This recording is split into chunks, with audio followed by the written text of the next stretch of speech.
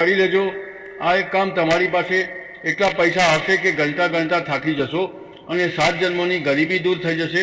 આજની વિડીયોમાં હું તમને તે વાસ્તવિકતા જણાવવાનો છું, જેને કરીને ઘણા બધા લોકો ગણતરીના દિવસોમાં કરોડપતિ બન્યા છે। તમારા ઘરમાં મોટા ભાગે તમે તમારા ઘરની દિવાલો પર ગરોળી જરૂર જોઈ હશે, પરંતુ તમે દરેક વખતે તેને માત્ર ડરાવીને ભગાડી દીધી હશે। ક્યારેય સપનામાં પણ એ નહીં વિચાર્યું હોય કે એક સામાન્ય દેખાતી ગરોળી તમારા જીવન સાથે કેટલો ઊંડો સંબંધ ધરાવે છે। ખાસ કરીને વૈશાખના આ વિશેષ મહિનામાં તેનું મહત્વ હજુ પણ વધારે વધી જાય છે, કારણ કે વૈશાખનો મહિનો માત્ર ઋતુ બદલાવાનો મહિનો નથી હોતો, તે એક નવી ઉર્જા, નવી શરૂઆત અને નવી તકોનું પ્રતીક માનવામાં આવે છે। વૈશાખના મહિનામાં પ્રકૃતિ પોતાના જૂના રૂપને છોડીને નવા રૂપમાં પ્રવેશ કરે છે। ઝાડ અને છોડ નવા પાંદડાઓથી ભરાઈ જાય છે અને વાતાવરણમાં એક અલગ જ પ્રકારની સકારાત્મક ઉર્જા ફેલાઈ જાય છે, જેનાથી વૈશાખનો મહિનો પોતાનામાં જ વિશેષ બની જાય છે। આ મહિનામાં જ્યારે પણ કોઈ યજ્ઞ કરવામાં આવે છે, કોઈ દાન આપવામાં આવે છે અથવા કોઈ ઉપાય કરવામાં આવે છે, તો તેનું ભરપૂર ફળ વ્યક્તિને પ્રાપ્ત થાય છે। તેથી આજની આ વિડીયો તમારી સામે આવી છે, કારણ કે તમે જાણતા અજાણતામાં કેટલીક ભૂલો કરી રહ્યા છો। જ્યારે પણ તમને તમારા ઘરમાં ગરોળી દેખાય છે તો તમે ડરીને ભાગી જાઓ છો અથવા તેને ડરાવીને ભગાડી દો છો, પરંતુ વાસ્તુશાસ્ત્ર અને પ્રાચીન માન્યતાઓ અનુસાર આ સમયે એટલે કે વૈશાખના વિશેષ મહિનામાં જો આપણને ઘરમાં ગરોળી દેખાઈ રહી છે તો તે એક બહુ મોટો સંકેત હોઈ શકે છે, જે બ્રહ્માંડ આપણને આપવા માંગે છે।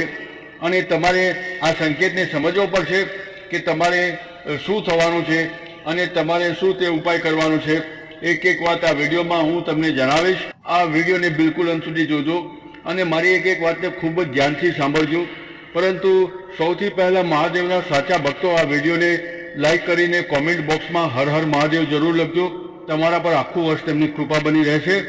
ગરોળી માત્ર એક જીવ નથી, પરંતુ એક માધ્યમ છે જે તમારા જીવનમાં આવનારા બદલાવનો ઉશારો તમને આપે છે। કહેવાય છે કે વૈશાખના મહિનામાં ગરોળીનું દેખાવું સીધો એક બહુ મોટા બદલાવનો સંકેત હોય છે।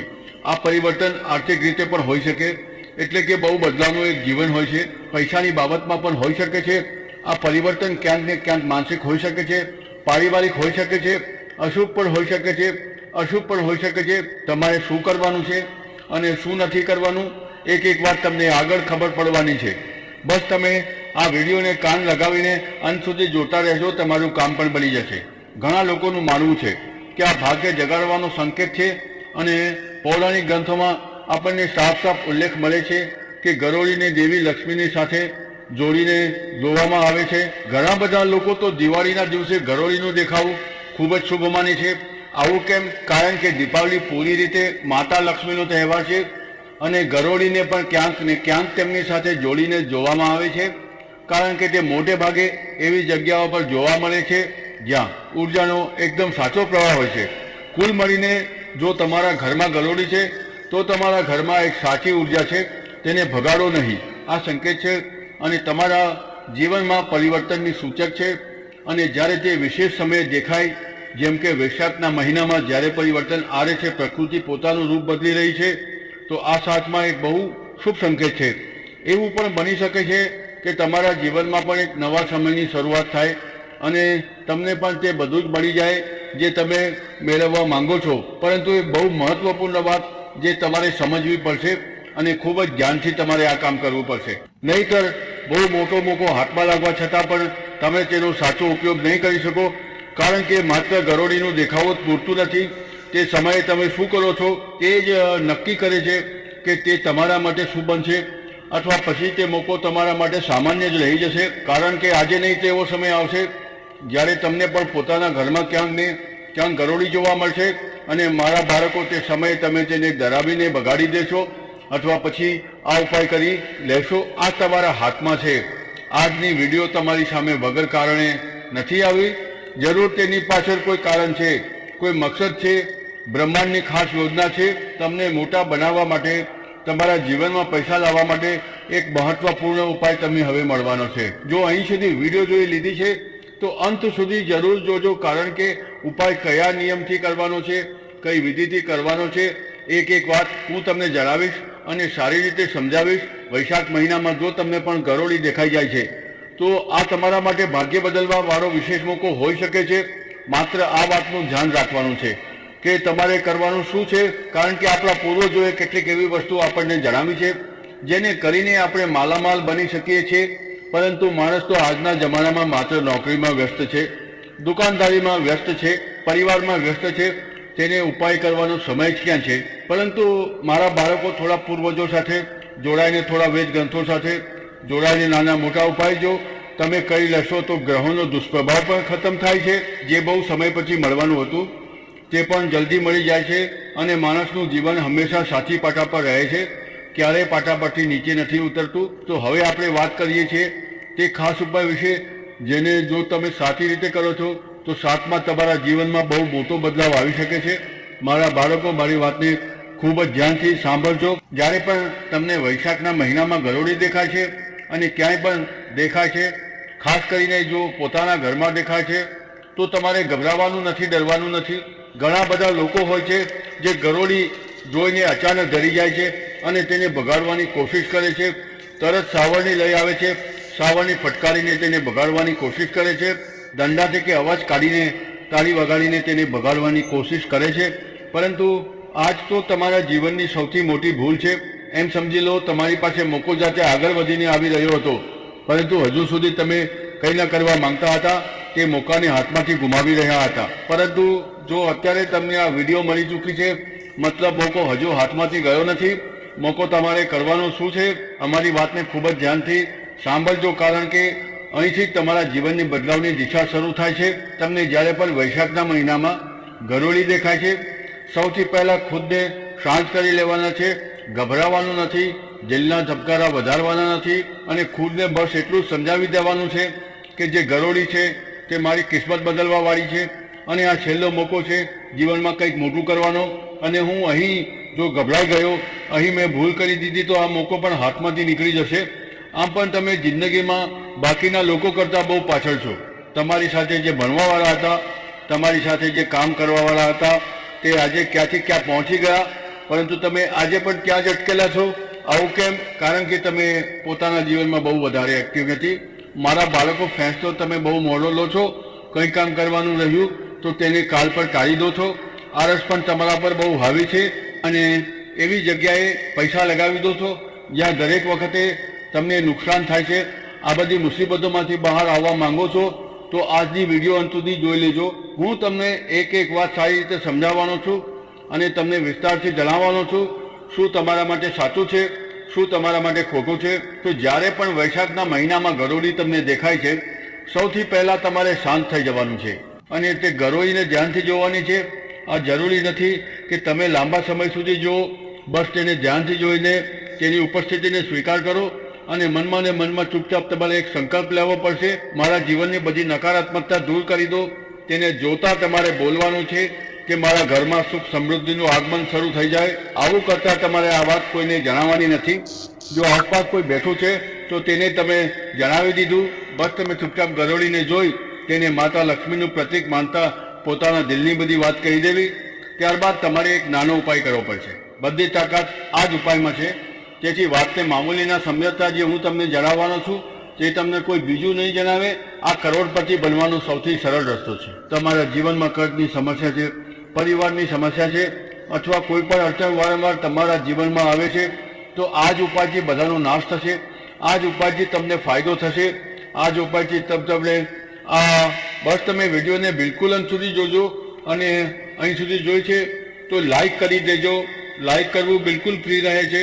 મારા બાળકો, હવે માની લો તમારી પાસે થોડા ચોખા છે તો થોડા ચોખા તમારે પોતાના હાથમાં લેવાના છે.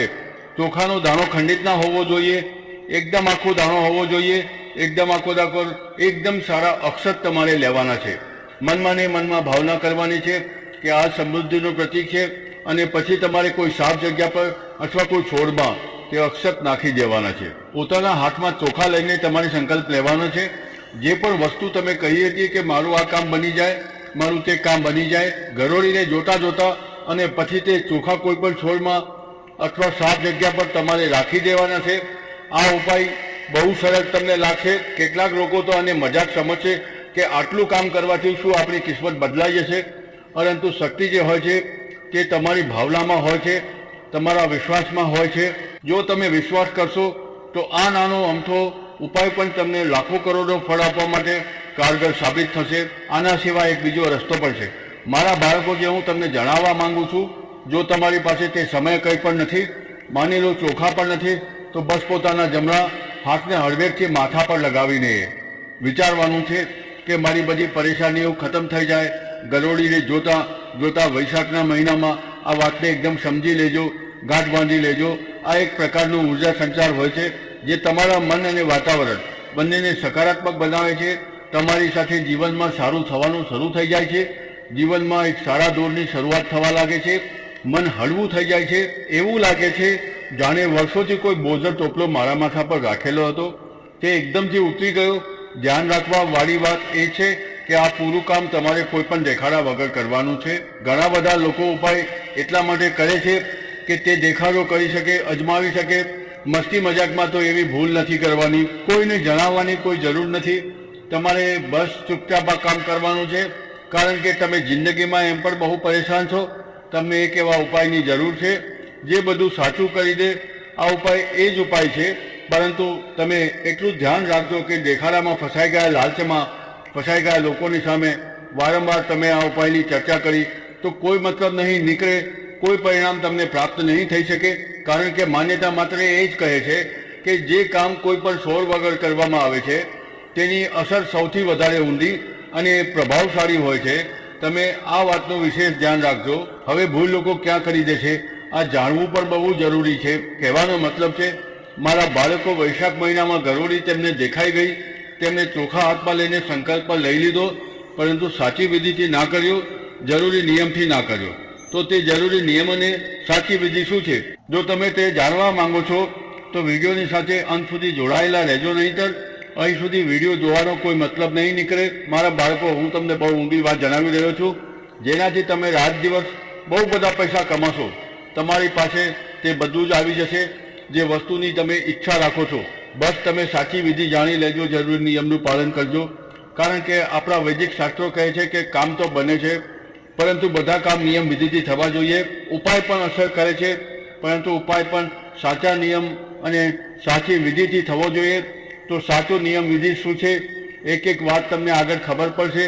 બસ વિડીયોની સાથે અંત સુધી જોડાયેલા રહેજો. સૌથી પહેલાં વાત કરીએ છીએ સાવધાનીઓની. તમારે કઈ સાવધાનીઓનું પાલન કરવું પડશે, જે તમારા માટે જાણવું પણ બહુ જરૂરી છે, નહીંતર જીવન હજુ વધારે મુસીબતોથી ભરાઈ જશે. ઘણા બધા લોકો જાનવરો પ્રત્યે બહુ અત્યાચારી હોય છે. જ્યારે પણ તેમને કોઈ જાનવર દેખાય છે તે તેને મારી નાખે છે, પરેશાન કરી દે છે, અથવા પછી તેને ઘરની બહાર ફેંકીને આવી જાય છે. ગરોળીની બાબતમાં તમારે એવું નથી કરવાનું, કારણ કે જે ગરોળી છે તે સાક્ષાત માતા લક્ષ્મીનું પ્રતીક છે. જો તમે પોતાના ઘરની ગરોળીને બહાર છોડી રહ્યા છો તો સીધી વાત છે, તમે પોતાના ઘરની લક્ષ્મીને બહાર છોડી રહ્યા છો અને પછી તે બીજે ક્યાંય જતી રહેશે. કુલ મળીને જે તમારા ઘરનું ધન હતું તે કોઈ બીજાના ત્યાં જતું રહેશે. તો શું તમે એવું ઈચ્છો છો? બિલકુલ પણ નહીં. એટલા માટે ગુરુજીની વાત ધ્યાનથી સાંભળજો. મારા બાળકો, જ્યારે પણ તમને તમારા ઘરમાં ગરોળી દેખાઈ જાય તો તેને નુકસાન પહોંચાડવાની બિલકુલ પણ કોશિશ ના કરતા. જો ભૂલથી પણ તમારા દ્વારા તેને કોઈ નુકસાન પહોંચી ગયું તો આ તમારા માટે ખતરાથી ખાલી નહીં હોય. સાથે જ સાથે તેને ડરીને ભગાડવાની નથી, તેને મારવાની બિલકુલ પણ નથી, તેને મારવાની બિલકુલ પણ નથી. આવું કરવાથી સકારાત્મક ઉર્જા જે તમારા ઘરમાં હતી તે નકારાત્મક ઉર્જામાં બદલાઈ જાય છે. કુલ મળીને તમે પોતાના ઘરના દૈવી તત્વને મારશો, દૈવી તત્વને પરેશાન કરશો તો સૌથી વધારે ખુશી નકારાત્મક તત્વને જ થશે, રાક્ષસી તત્વને જ થશે. એટલા માટે તમારે આ વાતનું વિશેષ ધ્યાન રાખવાનું છે અને આ પ્રકારની ભૂલથી પણ નથી કરવાની કે તે ગરોળીને મારવી, બગાડવી અથવા પછી પરેશાન તમારે નથી કરવાની. હવે સાચી વિધિની અમે તમને વાત કરીએ છીએ